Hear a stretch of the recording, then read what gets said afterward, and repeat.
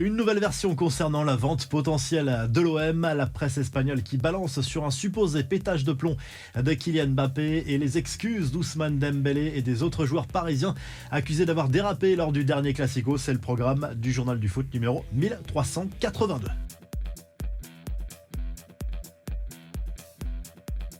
On vous parlait vendredi des informations de France Bleu concernant une potentielle vente de l'OM aux Saoudiens avec Zidane dans le package. Eh bien, voici la contradiction selon eNews 24. Tout cela est complètement faux. C'est un journaliste de la chaîne basée au Moyen-Orient qui donne ces informations. Les Saoudiens n'auraient pas du tout l'intention de faire une offre à Frank McCourt, le propriétaire américain actuel de l'OM, qui d'ailleurs n'est pas vendeur dans ce dossier. Et ce journaliste cite des sources proches du pouvoir saoudien, le fonds d'investissement saoudien qui n'aurait pas vraiment l'intention d'investir du côté de la Ligue 1 et de l'Olympique de Marseille. Et d'après ce journaliste, l'idée pour les Saoudiens, ce serait plutôt de recruter Zidane, mais pour venir entraîner en Saudi Pro League, un projet qui n'emballe pas vraiment l'ancien numéro 10 des Bleus. On le sait, les médias espagnols adorent les polémiques, surtout lorsqu'elles concernent Kylian Mbappé.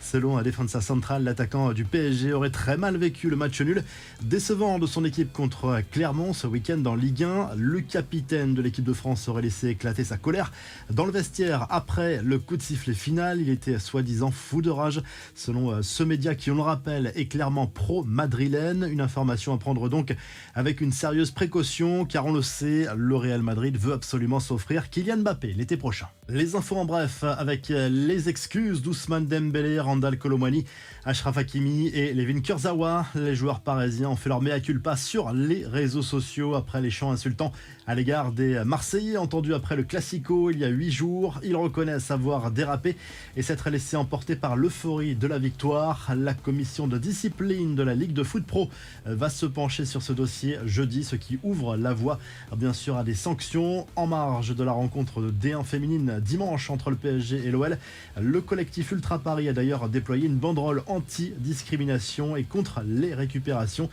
John Textor prend la parole en pleine crise pour l'Olympique lyonnais, encore battu dimanche à Reims. C'est lanterne rouge de Ligue 1. Dans un communiqué adressé aux supporters, le propriétaire du club a d'abord remis en cause l'implication de certains joueurs. Il a surtout promis un mercato hivernal ambitieux et soutenu le travail de Fabio Grosso. Soyez assurés que je ne permettrai jamais à ce club de perdre son prestige, a notamment expliqué l'homme d'affaires américain.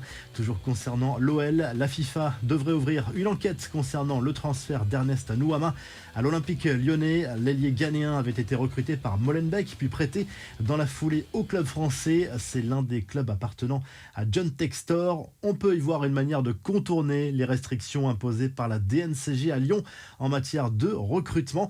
Enfin, cette image qui amuse beaucoup les réseaux sociaux après la victoire de Rennes face à Nantes dimanche en Ligue 1. La mascotte rennaise a plaqué celle des Canaries qui a fini sur une civière. Évidemment, c'est une mise en scène sur fond de rivalité entre les deux clubs, mais la mascotte des Rouges et Noirs a pris son rôle un peu trop au sérieux et n'y est pas allée de main morte sur ce plaquage.